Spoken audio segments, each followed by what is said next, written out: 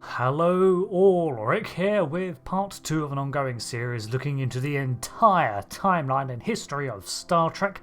As with the prior part, I am touching only on the canon events of the shows and folding in some extra lore from official sources where applicable to flesh out some blind spots, but I'll let you know when and where I do this. We looked into the early history of the universe and blew through billions of years, now reaching into the era of millions of years before the shows and the life and civilizations that existed in this time. At 300 million years ago, an insectoid pod vessel from an unknown and long extinct species was caught in the gravity well of a dead star near Questar M17 at the edge of the Milky Way. From here, a sentient creature of pure magnetic energy managed to make its way onto this unfortunate vessel. The crew made the choice to maroon their ship to prevent its escape from that dead star. Here they would drift until discovered in 2269 when the USS Enterprise had an encounter with the same entity and also stranded it before warping away. The D'Arce built a series of archives to document their entire culture at 87 million years ago. They loaded these archives into unmanned probes and fired them off into space. The exact level of technology the D'Arce had was a little unclear, as they managed great feats of engineering and computer literacy, yet were apparently unable to escape the extinction of their homeworld and people. The archives seemed to be all that remained, and some became the cause of comets drifting through space. Several were later discovered by the USS Enterprise NCC-1701D and the USS Cerritos NCC-75567. These archives were capable of interfacing wirelessly into the systems of a vessel with ease and repurposed them in order to recount events from mythology and the history, as well as the personalities of those recorded in the tales. Although it's likely these archives were simply to preserve the D'Arce history, this would prove to be a hurdle for Starfleet to overcome when dealing with these invasive technologies. Over 65 million years ago, an asteroid, the Chicxulub asteroid, around 6 miles across, slammed into Earth and triggered a global extinction event. This impact devastated the ecosystem of Earth and wiped out many species of dominant life, including most species of dinosaur. Around the time of this apocalyptic event, a secluded species of hadrosaur had evolved into an intelligent life form capable of innovation and development. This species would come to call itself the Voth, and managed to reach a technological level sophisticated enough to embark upon spaceflight. Well, it's not known what level of technology they achieved, warp drive or sublight, but they departed Earth for a new life. The fact they never returned to Earth suggests that the asteroid impact was the factor for their flight, either to avoid it or because conditions on Earth were harsh for the next centuries, with even approximately a quarter of surviving species dying out. Either way, the Voth departed Earth never to return and migrated as far as the Delta Quadrant over the next 45 million years, continuing to evolve and develop as they went, which is not as impressive as it sounds, considering the technological level we see them at when we encounter them in 2373. It is worth pointing out, however, that no archaeological evidence has ever been found concerning the Voth in Star Trek from Earth, only markers in their DNA. So it's possible that this is all theory, and certainly the Voth Ministry and Circle of Sciences would wish it to be untrue, considering their doctrine is that they are one of the oldest native species to the Delta Quadrant. Their recorded history begins at around 20 million years ago, and man, the Voth Ministry is dumb. At 20 million years in the Delta Quadrant, I'm pretty sure that they qualify as natives to that region, so what's the point in arguing their very, very distant past? Silly lizards. 10 million years ago sees the evolution of the humpback whale on Earth, one of many sentient aquatic mammalian lifeforms over its history. While they are not able to leave the planet, they are contacted by a passing probe, but I'll get to that. Organians evolved into non-corporeal beings, discarding their flesh to explore the universe easily. Among their abilities were powerful psychic projections, telekinesis, telepathy, and the alteration of biology, as well as possessing other beings. Their exact date of achieving this state is unknown, but recorded as being several million years ago. About 1,000,000 years ago, humanoid life on Earth was beginning to develop from primate life and form rudimentary societies, but we'll leave them to it for now. I'm sure they're not going to get up to much. Let's look around at more science fiction stuff in space. The Guardian of Forever, mentioned in the last part, has been dormant still, but that has not stopped other civilizations from discovering it. An unknown species locate it and learn of its purpose, building a colony around it that evolves into a large metropolitan city stretching from horizon to horizon with the Guardian at its centre. The key to time remaining dormant, but clearly respected and perhaps even worshipped. By the time of the Guardian's reactivation, the Forgotten City had fallen to ruin. Meanwhile, the Tkon Empire existed around this time, a multi-world, quadrant-spanning power that evolved to incredible technological levels. They were star shapers, system builders, not only content with terraforming planets, but remaking entire solar systems by moving planets, stars, and creating stellar phenomena of intricate celestial balance.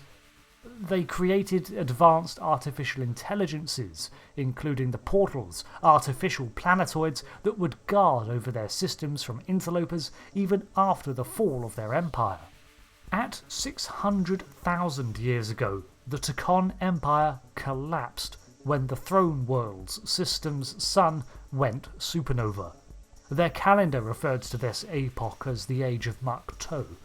Records from this time were limited and much of their technology was lost or destroyed, but clues have been putting together a larger picture, but I'll touch on that later too.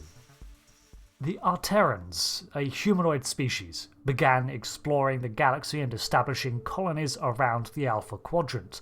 Over the next 100,000 years, they evolved powerful psychic abilities, and one of their colony worlds was Vulcan. The Vulcans descended either from these Arretans or had their evolution manipulated by them, but it's suspected the Arretan species are ancestors of the Vulcans. However, the Arretans eventually destroyed their planet's atmosphere, and the only survivors of this conflict were Sargon, Thalassa, and Henoch, preserved in a non-corporeal state. At 500,000 years ago, a species of aquatic life created a probe to survey space where they could not go and to seek out similar life and civilizations. This probe eventually made its way to Earth and established a dialogue with humpback whales. This probe would later return in 2286 to make contact and check in, only to find them extinct since the 21st century. The probe is still at large, however Apocrypha adds a kind of sad twist to it, considering its makers are also wiped out, potentially by the Borg, and that the probe itself was damaged by them, leading it to malfunction. That is why it was knocking out systems and unable to ascertain other life as sentient, such as humanoids. The probe has since been repaired and allowed to continue on its survey missions, but now with no one to report its findings to. Exo-3's sun nears the end of its life and begins to darken, rendering the orbiting planets uninhabitable. The natives of Exo-3, referred to only as the Old Ones, retreat underground and construct androids to maintain their civilization. These androids were marvels of development, and the technology behind them evolved to a point where duplication machines could simply read an organic person's form and duplicate an artificial version of it, complete with memories and emotions. However, as these machines began to surpass their creators, the Old Ones attempted to shut them down, which resulted in the androids overthrowing their creators and wiping out the natives of Exo-3's frozen depths. This is an event we will see mirrored many times in Star Trek's timeline, artificial life destroying its creators when the creators grow fearful of their creations. 300,000 to 200,000 years ago, an unknown artificial species on Aya created the Admonition before retreating into another dimension. They surrounded the system with the eightfold stars, creating the only known octenary system to draw attention to it. This Admonition on Aya was intended for artificial intelligences to understand and did not convey into an organic mind without damaging results. The Admonition was a message left that said that should an artificial lifeform ever need defending, to call out to the Aya natives and they would save them.